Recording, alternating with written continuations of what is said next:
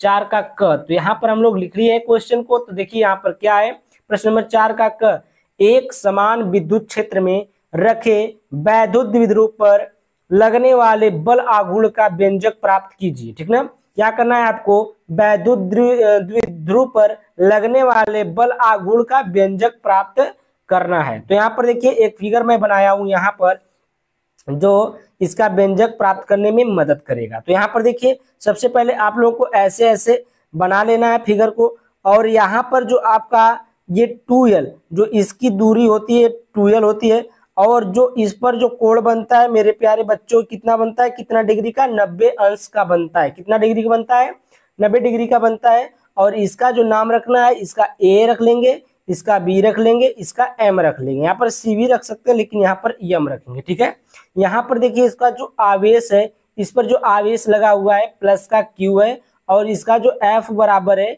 QE है। ठीक ना, यहाँ पर भी देखिए F बराबर QE, और जो कोण आपका है थीटा है जो कि 90 डिग्री सेल्सियस पर। ये आपको बना लेना है इस तरीके से, और इसके बारे में कुछ लिख लेना है। यहाँ पर देखिए, माना एक वैद्युत द्विध्रुव E तीव्रता के क्षेत्र की दिशा में स्थित रखा है, इन पर QE मात्रा के बल आरोपित है। जो इस पर बल लग रहा है, किसका लग रहा है, Q और E के मात्रा का बल आरोपित है। ठीक ना, अब हम लोग चलते हैं आगे थोड़ा सा।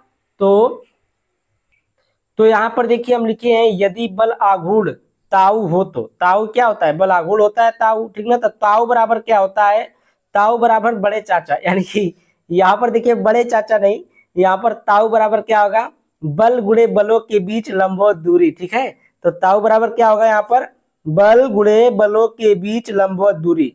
अब यहाँ पर देखिए साइन थीटा बराबर आप लोग जानते हैं कि लंब बटा कर्ण होता है। क्या होता है, लंब बटा कर्ण। जैसा कि यहाँ पर मैं आपको दिखा दूं, यहाँ पर देखिए, यहाँ पर ये जो थीटा बन रहा है, अब इसका अगर हम लोग साइन थीटा निकालेंगे तो क्या आएगा, ये आएगा लंब और ये आएगा कर्ण। ठीक ना, ये आएगा लंब और ये आएगा कर्ण। तो ये होता है लंब बटे कर्ण। लंब क्या है, AM है, और जो कर्ण है आपका क्या है, A और B है। ठीक है, क्या है, कर्ण AB, और इसकी दूरी देखिए 2l दिया है। कितना इसका दूरी दिया है, 2l, और इसका मान आपको निकालना है। ठीक ना, तो जिसका मान निकालना रहता है उसको हम लोग क्या करते हैं, उसको हम लोग ऊपर रखते हैं। तो यहाँ पर देखिए AM बटे में AB, और यहाँ पर देखिए बराबर में साइन थीटा। तो AM का मान निकालना है, और AB का मान कितना दिया था, 2l दिया था, बराबर में ये कितना हो गया, साइन थीटा हो गया। अब देखिए 2l को हम लोग इधर भेज देंगे तो ये क्या हो जाएगा, AM बराबर 2l साइन थीटा। जैसा कि आप लोग जानते हैं कि ताऊ बराबर होता है बल,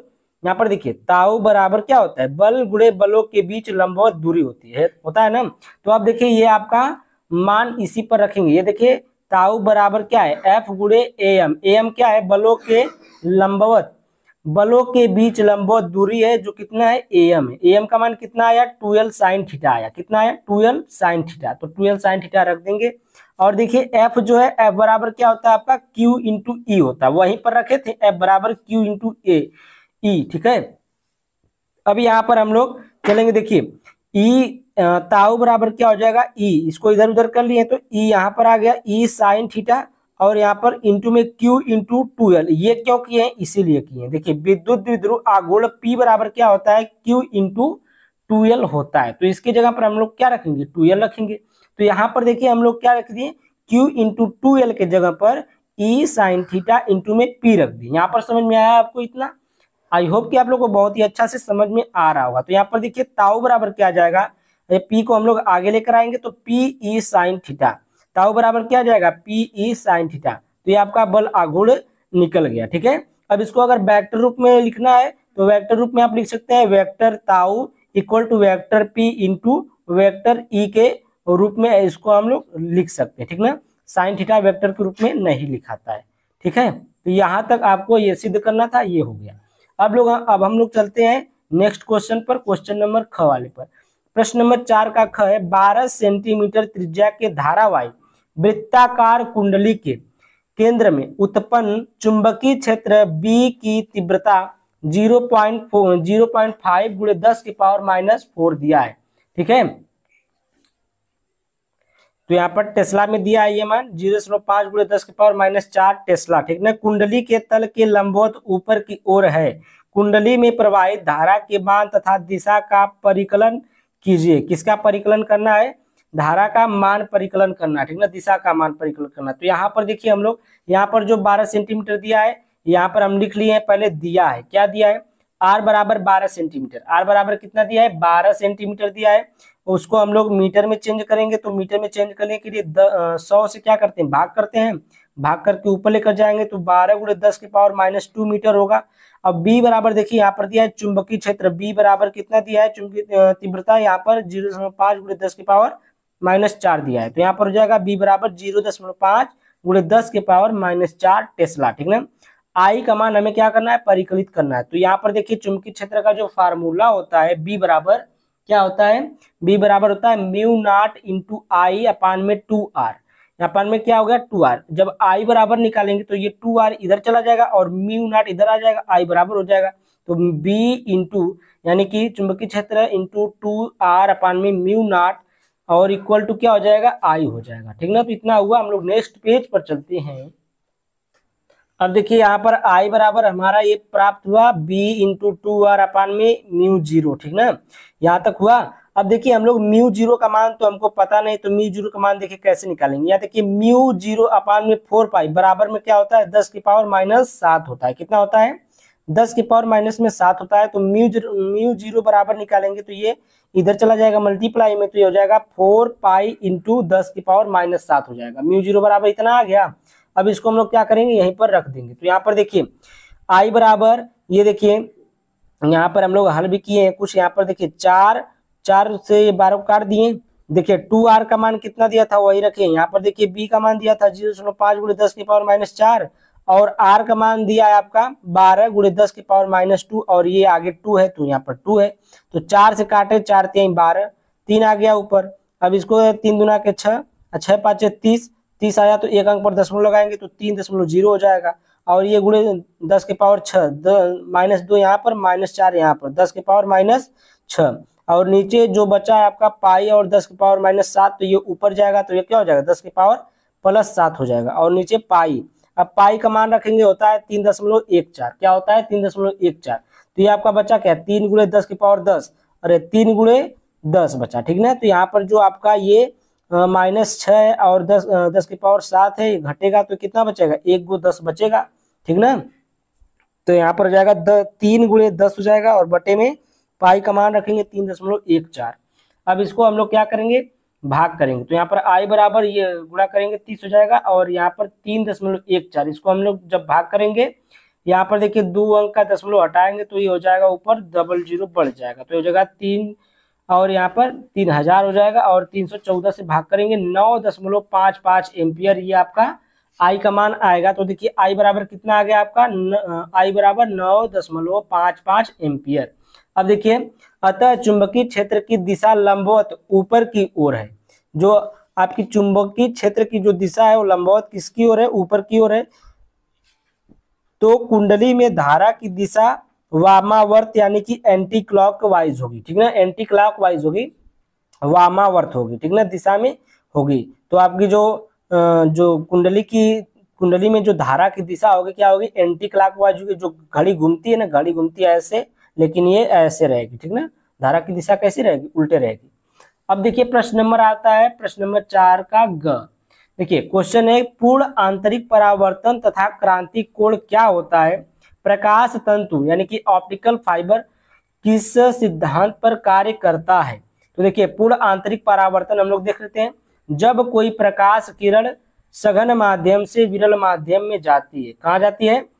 घन माध्यम से यानी कि सघन यानी कि घन माध्यम से, ठीक ना, विरल माध्यम यानी कि विरल क्षेत्र में जाती है जहां पर वस्तु बहुत कम हो, ठीक है। माध्यम में क्या होती है? जाती है, माध्यम में जाती है और आपतन कोण का मान क्रांतिक कोण से अधिक हो जाता है। क्या होता है? आपतन कोण का जो मान है वो किसके? क्रांतिक कोण से अधिक हो जाता है। तो विरल माध्यम में प्रकाश किरण का अपवर्तन नहीं होता। क्या होता है?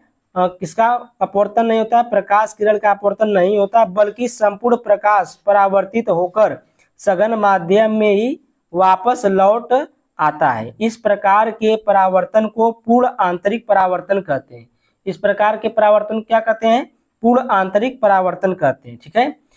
क्रांतिक कोण क्या होता है? देखिए क्रांतिक कोण है सघन माध्यम में बना वह आपतन कोण जिसके लिए विरल माध्यम में अपवर्तन कोण 90 डिग्री होता है, क्रांतिक कोण कहलाता है। इसे सी से प्रदर्शित करते हैं। देखिए जो सघन माध्यम में जो बना आपतन कोण होता है वह विरल माध्यम में अपवर्तन कोण कितना डिग्री का होता है? 90 डिग्री का, यानी कि 90 डिग्री होता है, ठीक ना। उसको हम लोग क्या बोलेंगे? क्रांतिक कोण कहते हैं। क्या कहते हैं? क्रांतिक कोण कहते हैं। तो ये आपको पूर्ण आंतरिक परावर्तन और क्रांतिक कोण बढ़िया से पढ़ लेना है, ठीक ना। अब हम लोग चलते हैं नेक्स्ट क्वेश्चन पर। क्वेश्चन नंबर आपका 4 का घ है। ये देखिए क्वेश्चन है 4 का घ, दर्शाए गए परिपथ में ए तथा बी के मध्य विभवांतर ज्ञात कीजिए। दिखने में तो बहुत ही आसान क्वेश्चन लग रहा है, लेकिन ये है थोड़ा हैवी, ठीक ना।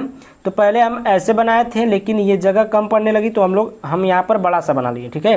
तो यहाँ पर देखिए आपका किताब में जो दिया है इस प्रकार से दिया है। यहाँ पर दिया है 1 ओम और इसमें कोई धारा वारा नहीं दर्शाया है। जितने हम दर्शाए हैं ये I1 धारा इधर जा रही है, फिर ये I2 है, फिर I3 है, ये 1 ओम है, 1 ओम, 1 ओम, ये क्या है? प्रतिरोध है।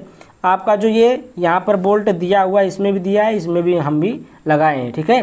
तो यहाँ पर देखिए क्या करना है, कुछ नहीं करना है, किरचॉफ का नियम इसमें लगाना है। पहला और दूसरा दोनों नियम लगाएंगे तभी जाकर कि ये सवाल क्या होगा? सॉल्व होगा, ठीक ना। थोड़ा सा लॉन्ग है ये क्वेश्चन, तो धैर्य रखिएगा और समझते रहिएगा।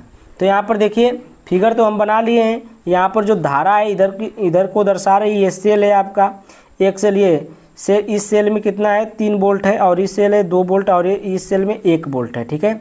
ये दिया है ए और बी, कितना दिया है? ए बी के बीच में निकालना है विभवांतर। क्या निकालना है? ए और बी के बीच में विभवांतर निकालना है। अब इसका मान तो दिया नहीं था, तो इस कोने का नाम हम रख दिए सी, और इसका डी, और इसका ई, इसका एफ, इसका जी एच भी रख सकते हैं, लेकिन हम लोग यहाँ पर क्या रखेंगे? पी और क्यू रखेंगे। क्या रखेंगे? पी और क्यू रख दिए। धारा जो है आपकी इधर से आ रही इधर, ठीक ना, इधर से कहाँ आ रही? इधर आ रही है। जैसे जैसे धारा जाएगी हम लोग वैसे वैसे हल करेंगे। तो यहाँ पर देखिए किरचॉफ के प्रथम नियम से, अब देखिए किरचॉफ का जो प्रथम नियम क्या कहता है? किरचॉफ का प्रथम नियम यहाँ पर लिख भी लिए हैं, किरचॉफ का प्रथम नियम। तो ये क्या है? किसी संधि पर मिलने वाले समस्त धाराओं के बीजगणितीय योग शून्य होता है, ठीक ना। किसी संधि पर मिलने वाले समस्त धाराओं के जो बीजगणितीय योग होते हैं कितना होता है? शून्य होता है। तो देखिए यहाँ पर कौन कौन से है? ये देखिए I1 है एक धारा, एक I2 है, एक I3 है। तीनों का योग क्या होगा? बीजगणितीय योग क्या होगा? शून्य होगा। तो यहाँ पर देखिए I1 + I2 + I3 ये क्या हो जाएगा? 0 हो जाएगा। इसको हम लोग क्या मान लेंगे? समीकरण नंबर 1 मान लेंगे। क्या मान लिए? समीकरण 1 मान लिए। उसके बाद देखिए बंद पास हम लोग दूसरा लेंगे, बंद पास EFPQ। बंद पास कौन सा है? EFPQ। कौन सा? EFPQ।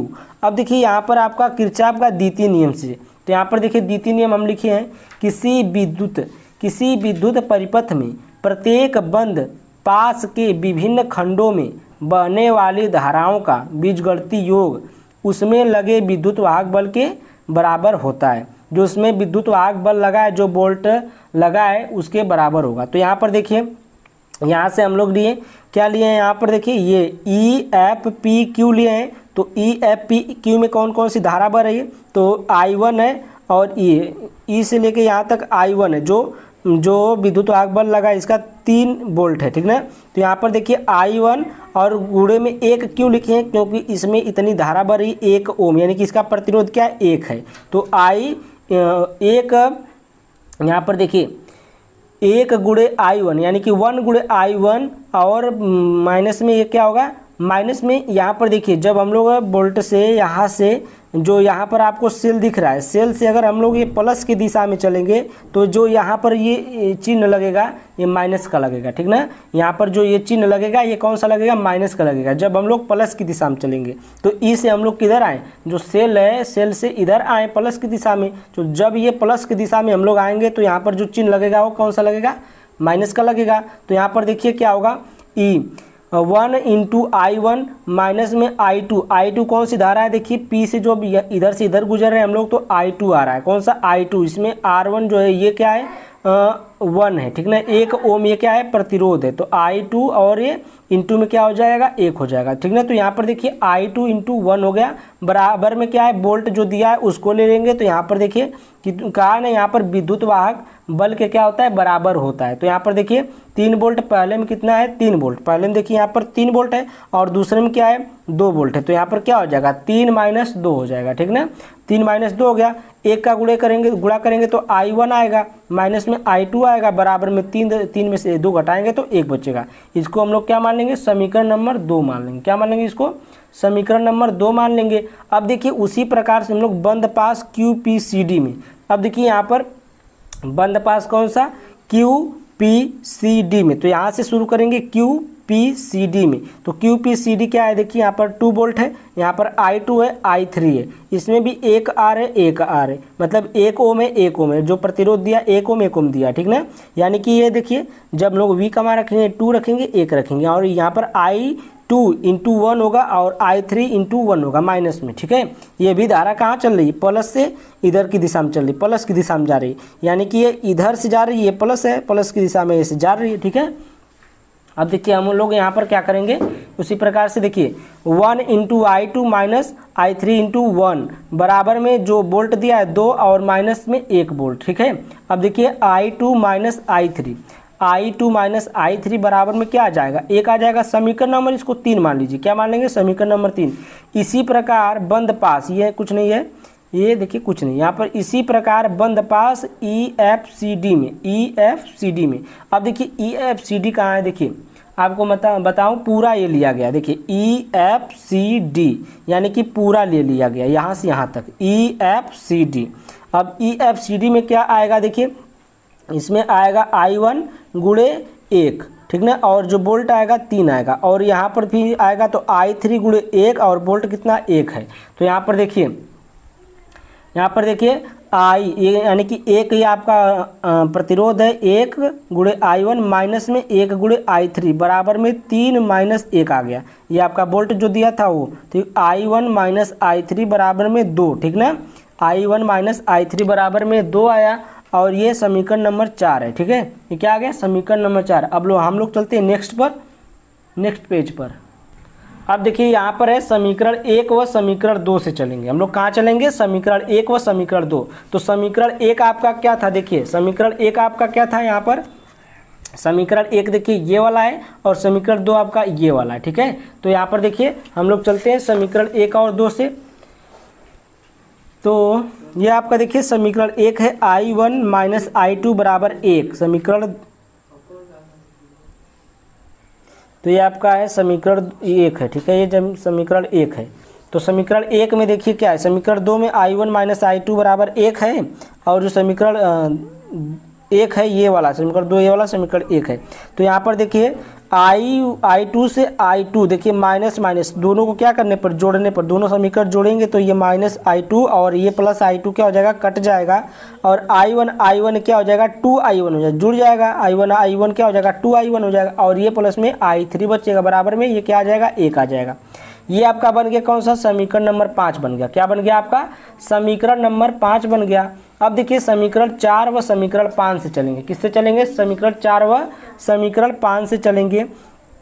तो यहाँ पर देखिए समीकरण 4 आपका क्या था, समीकरण 5 आपका यही है, 2I1 प्लस I3 बराबर 1, और जो आपका समीकरण 4 आया था I1 प्लस I3 बराबर 2 आया था, ठीक ना। समीकरण 4 आप लोग देखते रहिएगा, ठीक ना। I1 प्लस I3 बराबर 2 आया। अब इसको जोड़ने पर अब देखिए 2I1 और 1I मतलब I1, तो कितना हो जाएगा, 2 1 3 I1 हो जाएगा, 2 1 3 I1 हो जाएगा, और ये I3 कितना हो जाएगा, 2I3 हो जाएगा, कितना हो जाएगा, 2I3 हो जाएगा, ठीक है। तो यहाँ पर क्या हो जाएगा, यहाँ पर 2I3 नहीं होगा, यहाँ पर जो है यहाँ पर माइनस रहेगा, ये I3 कटेगा, ठीक है, I3 कट गया, और यहाँ पर क्या हो जाएगा, 1 और 2 जुड़ जाएगा तो 3 हो जाएगा, 3 से 3 कट गया, तो I1 बराबर क्या हो जाएगा, 1 एम्पियर। I1 बराबर का मान आ गया, I1 का मान आ गया कितना, 1 एम्पियर। अब देखिए I1 का मान समीकरण 5 में रखेंगे। अब ये जो समीकरण 5 आपका आया था, इसी में I1 का मान रख देंगे यहाँ पर 1, तो यहाँ पर 2 गुणे 1 हो जाएगा, प्लस में I3 बराबर में 1, प्लस में क्या है, I3 बराबर में 1। अब यहाँ पर 2 प्लस I3 बराबर 1। तो यहाँ पर I3 जब निकालेंगे तो ये 2 जो इधर आएगा, तो I3 बराबर क्या हो जाएगा 1 माइनस 2। तो यहाँ पर 2 में से 1 जाएगा तो ये माइनस में 1 बचेगा। तो I3 बराबर क्या आ जाएगा आपका, I3 बराबर क्या आ जाएगा 1 एम्पियर, माइनस 1 एम्पियर, ठीक ना। अब देखिए हम क्या करेंगे, I3 का मान समीकरण 3 में रखने पर, I3 का मान समीकरण 3 में, तो समीकरण 3 आपका क्या था, समीकरण आपका 3 था I2 माइनस I3 बराबर 1 आया था समीकरण 3। अब समीकरण 3 में I3 का मान रखेंगे तो I2 का मान आ जाएगा। तो I2 प्लस I3 का मान कितना आया था 1, माइनस का 1 आया था, तो ये क्या हो जाएगा प्लस 1 हो जाएगा। तो ये प्लस 1 हो गया, बराबर में 1 है, बराबर में क्या है आपका 1 है। तो ये क्या हो जाएगा, देखिए ये इधर जाएगा तो माइनस हो जाएगा, ये 0 आ जाएगा। तो I2 का मान कितना आ जाएगा 0 एम्पियर, I2 का मान कितना आ गया 0 एम्पियर। अब देखिए A तथा B के मध्य विभवांतर, A तथा B के मध्य विभवांतर आराम से निकाल लेंगे। यहाँ पर देखिए V बराबर E माइनस का I1 इंटू IR। अब देखिए V बराबर क्या होता है E minus I1 into IR। तो यहाँ पर देखिए हम दिखा दें आपको, तो E का मान हम लोग यहाँ से रखेंगे, E बराबर क्या रखेंगे, देखिए 3 वोल्ट रखेंगे। क्या रखेंगे E बराबर 3 वोल्ट। I1 का मान 1 आया था, I1 का मान 1 रखेंगे। R1 जो है ये है आपका R1, R2 R3, तो R1 1 है, ठीक है। तो यहाँ पर देखिए आप लोग, यहाँ पर आपका हो जाएगा ये E का 3 हो जाएगा। I1 कितना था 1, I1 का मान कितना आया था 1 आया था। यहाँ पर देखिए I1 का मान 1 आया है ना, I1 का मान 1 रख दिए। और यहाँ पर क्या हो जाएगा R1 का मान आपका 1 है, तो 1 हो जाएगा, और 1 में 1 मल्टीप्लाई करेगा तो 1 हो जाएगा। अब V बराबर आपका 3 माइनस 1 आएगा, तो 3 में से 1 घटाएंगे तो 2 बचेगा। वोल्ट बराबर कितना आ गया 2 वोल्ट आ गया। तो विभवांतर कितना आ गया 2 वोल्ट आपका आ गया। यही निकालना था। देखिए बहुत ही लॉन्ग चला गया ये क्वेश्चन, और बहुत ही मज़ेदार क्वेश्चन था। हम इसमें तनको देर नहीं किए हैं, बहुत ही बढ़िया से इसको करा दिए, ठीक है। अब देखिए प्रश्न नंबर 4 का अंगा वाला है, कह रहा है कि अन्योन्य प्रेरकत्व की परिभाषा दीजिए, सिद्ध कीजिए कि henry upon metre equal to newton upon ampere square होता है, ठीक है। इसको हम लोग क्या करेंगे सिद्ध करेंगे। तो यहाँ पर देखिए अन्योन्य प्रेरण गुणांक अथवा अन्योन्य प्रेरकत्व, तो यहाँ पर देखिए 2 कुंडलियों का अन्योन्य प्रेरकत्व द्वितीय कुंडली में उत्पन्न उस प्रेरित वैद्युत वाहक बल के बराबर होगा यदि प्राथमिक कुंडली में धारा परिवर्तन की दर एकांक हो, ठीक ना। 2 कुंडलियों का अन्योन्य प्रेरकत्व द्वितीय कुंडली में उत्पन्न उस प्रेरित वैद्युत वाहक बल के बराबर होगा जब प्राथमिक कुंडली में धारा परिवर्तन की दर एकांक होगी, ठीक है। इसका मात्रक होता है हेनरी, जिसको H से दर्शाते हैं हेनरी, ठीक ना। इसका मात्रक क्या होता है हेनरी होता है, जिसको H से दर्शाते हैं। और इसकी बीमा जो होती है mL² T-2 और T के पावर -2 और A के पावर -2 होता है, इसका बीमा होती है। अब देखिए हम लोग इसको सिद्ध करते हैं कैसे। देखिए हेनरी अपान मीटर और बराबर में न्यूटन अपान एम्पियर स्क्वायर। अब देखिए हम लोग जानते हैं जो प्रेरिकत्व होता है आपका L बराबर क्या होता है E बटे में DI अपान DT, ठीक ना। इसके बराबर होता है DI अपान DT। तो ये DI अपान DT ऊपर जाएगा तो ये क्या हो जाएगा Q बराबर होगा W अपान Q। क्या हो जाएगा ये कार्य बटे आवेश होता है, तो यहाँ पर Q बटे W बटे Q हो जाएगा, और गुणे में ये T ऊपर जाएगा I नीचे, तो यहाँ पर DT अपान DI हो जाएगा, ठीक है। उसके बाद देखिए ये L बराबर आपका जो ये कार्य ये देखिए F इंटू S और ये Q नीचे रहेगा, और उसके बाद इंटू में DT अपान DI, ठीक ना, DT अपान DI। अब इसका हम लोग क्या करेंगे मात्रक निकालेंगे। तो जो आपका F होता है उसका मात्रक होता है N, और ये मीटर इंटू सेकेंड, ये क्या है मीटर इंटू सेकेंड, ये किसका आया DT का सेकेंड आया, DT यानी कि टाइम होता है, ठीक है। अब Q का जो आवेश होता है यहाँ पर Q बराबर देखिए क्या होता है I इंटू टी, Q बराबर I इंटू टी। तो I का आवेश एम्पियर और T का सेकेंड, और फिर ये DI है तो I का एम्पियर, ठीक है। तो A सेकेंड A यानी कि ये एम्पियर है, सेकेंड एम्पियर है, A स्क्वायर हो जाएगा। अब देखिए हम लोग यही मान को उठा करके कहाँ रख देंगे, यहाँ पर LHS लिए हैं, LHS लेकर चल रहे थे, LHS Henry upon metre square. तो यही से प्रेरकत्व तो L निकाले हैं तभी नहीं चाहा है। तो यहाँ पर देखिए N into metre square, N into metre second, N into metre second, और ये आ जाएगा आपका A सेकेंड मतलब एम्पियर सेकेंड एम्पियर, और बटे में ये मीटर आपका क्या दिया है मीटर दिया है, ठीक ना, बटे में क्या दिया है, मीटर दिया है। अब देखिए इसको हम लोग ऊपर लेकर जाएंगे। ये मीटर कहाँ से है पता है, यही वाला मीटर है, क्योंकि हम लोग इसी का ये वाला मान रखे हैं, पूरा ये वाला इसका मान रखे हैं। हेनरी का मान इतना आया है ना, इतना, ये सब तो इसका मान आया हेनरी का, और ये मीटर जो है आपका मीटर नीचे दिया है, ठीक है। तो मीटर, अब देखिए इस मीटर को ऐसे करेंगे तो ये 1/1/m हो जाएगा। गुणे में क्या हो जाएगा, 1/m हो जाएगा। तो यहाँ पर क्या हो जाएगा, 1/m, और ये मीटर से मीटर कट जाएगा, सेकंड से सेकंड कट जाएगा, a स्क्वायर बचेगा। तो न्यूटन अपान में एम्पियर स्क्वायर, तो H अपान m यानी कि हेनरी अपान मीटर बराबर newton upon ampere square, LHS equal to RHS। ये हैंस प्रूव्ड लिख देंगे। यहाँ पर क्या हुआ, ये प्रूव हो गया कि हेनरी अपान मीटर बराबर क्या होता है, न्यूटन अपान एम्पियर स्क्वायर होता है, ठीक है। तो ये सिद्ध हुआ, हम लोग ये सिद्ध कर चुके हैं, ठीक है। तो ये क्वेश्चन नंबर आपका प्रश्न नंबर 4 का अंगा था, और प्रश्न नंबर 4 आपका पूरा समाप्त हुआ। यहाँ पर देखिए आदर्श मीटर तथा आदर्श वोल्ट मीटर का प्रतिरोध कितना होता है, और मीटर तथा वोल्ट मीटर को क्रमशः परिपथ के श्रेणी क्रम तथा समांतर क्रम में क्यों जोड़ा जाता है। तो इस प्रकार से इसकी परिभाषा पूछा है। तो इस प्रकार से देखिए हम लोग लिखे हैं कि आदर्श मीटर का वैद्युत प्रतिरोध का मान 0 और आदर्श वोल्ट मीटर का वैद्युत प्रतिरोध का मान अनंत होता है। जो आदर्श मीटर होता है उसके वैद्युत प्रतिरोध का मान कितना होता है, 0 होता है। जो आदर्श वोल्ट मीटर होता है उसके वैद्युत प्रतिरोध का मान क्या होता है, अनंत होता है, ठीक ना।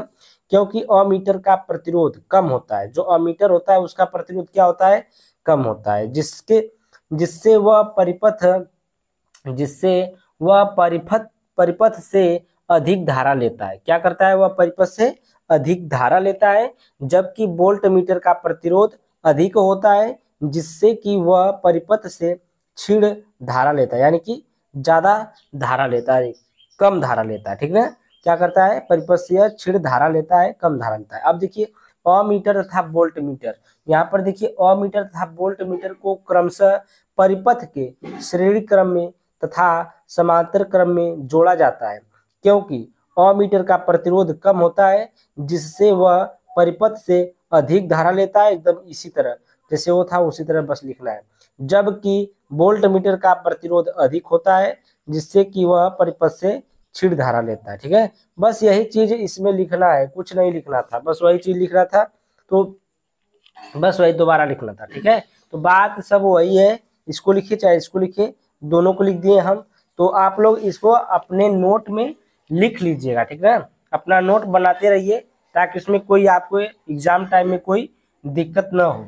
ये आपकी एग्जाम में रामबाण की तरह कार्य करेगा, ठीक है। अनसॉल्व शीट जो है आपकी एग्जाम में रामबाण की तरह कार्य करेगा एकदम। और देखिए यहाँ पर देखिए क्वेश्चन नंबर 5 का ख है, एक कुंडली का प्रेरकत्व 0.4 हेनरी एवं प्रतिरोध 10 ओम है। यह 30 हर्ट्ज 6.5 वोल्ट के प्रत्यावर्ती स्रोत से जुड़ी है। इस परिपथ में व्यय औसत विद्युत शक्ति की गणना कीजिए। किसका निकलना है, व्यय औसत विद्युत का गणना करना है। यानी कि देखिए आपका मान यहाँ पर क्या दिया है, एल बराबर आपका दिया है कितना हर्ट्ज, 0.4 हर्ट्ज दिया है, किसके बराबर, एल बराबर, यानी कि प्रेरकत्व, ठीक ना। हेनरी का मान दिया है आपका 0.4, यहाँ पर देखिए। फिर उसके बाद देखिए यहाँ पर आर बराबर दिया है, जो प्रतिरोध दिया है 10 ओम दिया है। एफ बराबर आपका 30 हर्ट्ज दिया है, कितना, 30 हर्ट्ज। फिर यहाँ पर देखिए जो आपका वोल्ट दिया है, कितना दिया है, 6.5 वोल्ट। यहाँ पर आपको हल में लिख लेना है, दिया है, ठीक है, इतना दिया है। उसके बाद प्रेरकत्व की प्रतिघात जो फार्मूला होता है एक्स एल बराबर, तो ये क्या होता है, एक्स एल बराबर omega L equal to 2 pi F L, equal to क्या होता है, 2 पाई एफ एल होता है। अब इसको देखिए हम लोग यहाँ पर मान रखेंगे, तो एक्स एल यहाँ पर बराबर में, यहाँ पर जो ओमेगा है 2 गुणे 10 की पावर 10, और ये पाई का मान है, यहाँ पर जो मान है देखिए 2 है, 3.14 होता है पाई का मान, और एफ का मान 30 है, एल का मान कितना है यहाँ पर 0.4 हर्ट्ज, ठीक ना। तो 0.4 रखेंगे, इसका जब मल्टीप्लाई करेंगे तो इतना आएगा 37.68 आएगा, कितना आएगा, 37.68 आएगा, और 2 से गुणा कर देंगे तो 75.36 ओम आ जाएगा, ठीक है। एक्सएल जो है आपका प्रेरण की प्रतिघात है, एक्सएल बराबर 75.36 ओम आ जाएगा। अब देखिए आगे चलते हैं फार्मूले पर। तो चलिए चलते हैं नेक्स्ट पर। तो यहाँ पर देखिए परिपथ की प्रतिबाधा का जो फार्मूला होता है जेड इक्वल टू क्या होता है एक्स एल स्क्वायर, ठीक ना, और प्लस में आर स्क्वायर, और ये किस में होता है रूट में होता है, ठीक है। तो यहाँ पर क्या हो जाएगा, आगे हम लोग चलेंगे तो आप लोग अभी हम मान निकाले थे तो क्या था एक्स एल स्क्वायर का मान कितना आया था 75.36, और आर का मान जो आया था 10 ओम था, कितना था 10 ओम। तो यहाँ पर जब हम लोग 75.36 का स्क्वायर करेंगे और 10 का स्क्वायर करेंगे रूट में, तो यहाँ पर देखिए 75.36 इसको हम लोग क्या करेंगे स्क्वायर करेंगे, यानी कि इसका डबल गुणा करेंगे, ठीक है। जब डबल गुणा करेंगे तो इसका कुछ मान आएगा, और ये 100 जब उसमें जोड़ेंगे तो ये कितना आएगा 76 ओम आएगा, ठीक ना। रूट के बाहर इसका कितना मान आएगा 76 ओम आ जाएगा आपका, ठीक है। तो यहाँ पर शक्ति गुणांक देखिए जो cos फाई होता है शक्ति गुणांक, इसका फार्मूला होता है R/Z, R/Z, ठीक ना, यानी कि प्रतिरोध बटे परिपथ की प्रतिबाधा, और ये इसका मान दिया है 10 और Z का मान कितना आया अभी 76 आया। इसका मान हम लोग यहाँ पर निकाले cos फाई का मान। अब देखिए आई नॉट का हम लोग मान निकालेंगे तो आई बराबर होता है V/Z, तो V नॉट हम लिख सकते हैं इसको V नॉट Z, ठीक ना। वी नॉट का मान कितना दिया है 6.5 उधर दिया था, आप देखे होंगे क्वेश्चन में बोल्ट का मान कितना दिया है 6.5, और जो जेड का मान अभी आया है 76 आया है, ये हो गया आई का मान इतना निकल गया। अब देखिए अब व्यय औसत शक्ति हमें ज्ञात करना है, व्यय औसत शक्ति इसका फार्मूला होता है 1/2 V naught into I naught into cos phi. V naught का मान आपका 6.5 है, रख दिए। अब आई नॉट का मान आपका कितना आया है 6.5/76 आया है, तो 6.5 बटे में 76 रख दिए। cos फाई का मान देखिए यहाँ पर आया cos फाई का मान, तो 10 बटे में 76 रख दिए, ठीक है। अब देखिए कुछ नहीं करेंगे, ऊपर हम लोग ऊपर मल्टीप्लाई कर देंगे और नीचे का नीचे मल्टीप्लाई कर देंगे। तो यहाँ पर ऊपर का ऊपर 6.5 गुणे 6.5 गुणे 10 का मल्टीप्लाई करेंगे तो 422.50 आएगा, ठीक है। और नीचे 2 गुणे 76 गुणे 76, इसका जब गुणा करके हम लोग इसमें भाग करेंगे तो आपका आंसर आएगा 0.0365। हालांकि जो आपके आंसर शीट में आंसर दिया है 0.038 वाट दिया है, और इसका मान आया कितना है 0.036 वाट आया, ठीक है। तो इसको आप लोग क्या कर सकते हैं लगभग में इसको लिखेंगे आंसर, कोई गलत नहीं करेगा, कोई एग्जामिनर गलत नहीं करेगा, ठीक है, यही आंसर आएगा। उसको बस इस 0.03 से 2 अंक से मतलब रहता है, अगर ये सेम आ गया तो ये आपका क्वेश्चन आंसर जो है आपका सही रहेगा, ठीक है।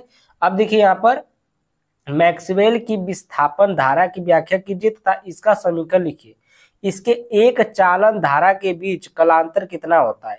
ये देखिए सेट नंबर 1 में 346 एफ का प्रश्न नंबर 4 का ख देखिए, इसमें हम इसको हल करा चुके हैं सेट नंबर 1 में, ठीक है। ये क्वेश्चन उसमें पूछा गया है, अभी हम उसको दिखा दे रहे हैं। तो देखिए इसका आंसर यहाँ पर है कि विस्थापन धारा की सार्थकता की विवेचना कीजिए तथा इसके जो विस्थापन धारा है और चालन धारा के बीच कलांतर। तो यहाँ पर देखिए विस्थापन धारा समय के साथ परिवर्तित वैद्युत क्षेत्र के कारण उत्पन्न धारा को हम लोग विस्थापन धारा कहते हैं। किसके समय के साथ परिवर्तित वैद्युत क्षेत्र के कारण उत्पन्न धारा को हम लोग क्या कहते हैं विस्थापन धारा कहते हैं। इसका formula ID = epsilon not A into A into D/dt इसका फार्मूला होता है। और जो होता है ये देखिए कलांतर, देखिए विस्थापन धारा और चालन धारा के बीच में कलांतर क्या होता है, विस्थापन धारा और चालन धारा का जो कलांतर होता है वो समान कला होता है, ठीक ना, समान कला में होता है, क्या होता है समान होता है, ठीक है। तो ये आपको लिख लेना है